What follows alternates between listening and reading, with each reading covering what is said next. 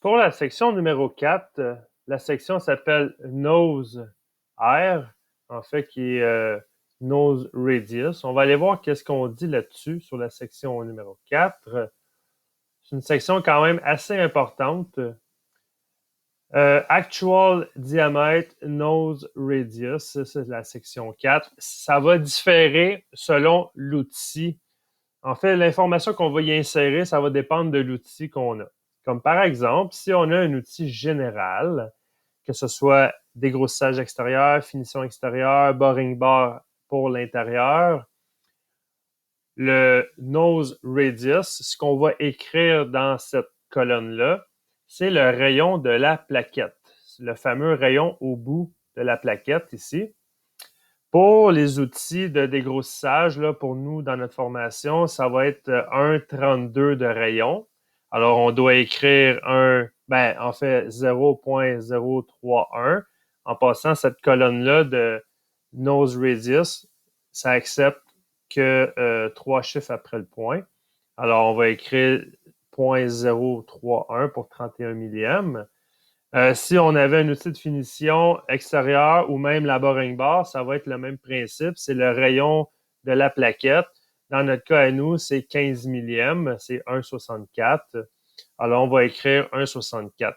Elle, la machine, elle a besoin de savoir cette valeur-là pour qu'elle puisse compenser de la valeur du rayon, parce que sinon, ça ne donnera pas des angles ou des rayons exacts si elle ne compense pas de ce rayon-là.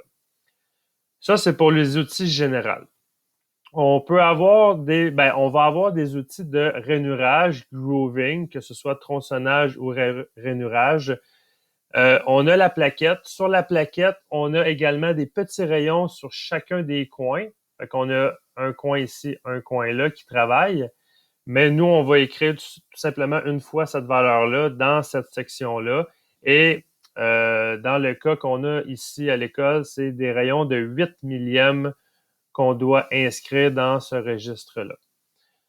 Si on a des outils de filetage, la réponse est simple, on n'écrit rien là-dedans. C'est une option qui n'est pas disponible pour écrire quoi que ce soit de toute façon, parce qu'elle ne travaille pas, il n'y a pas de compensation par rapport au rayon.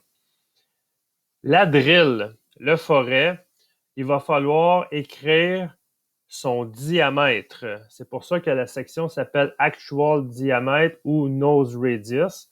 C'est que pour le cas d'un forêt, on va écrire le diamètre. Fait que si on a un forêt de 3 quarts, ben on va écrire 0,750. C'est un peu le même principe pour le tarot, le TAPS. On va écrire le diamètre nominal. Si je veux tarauder 1 quart 20, ben ça va être 1 quart que je vais écrire.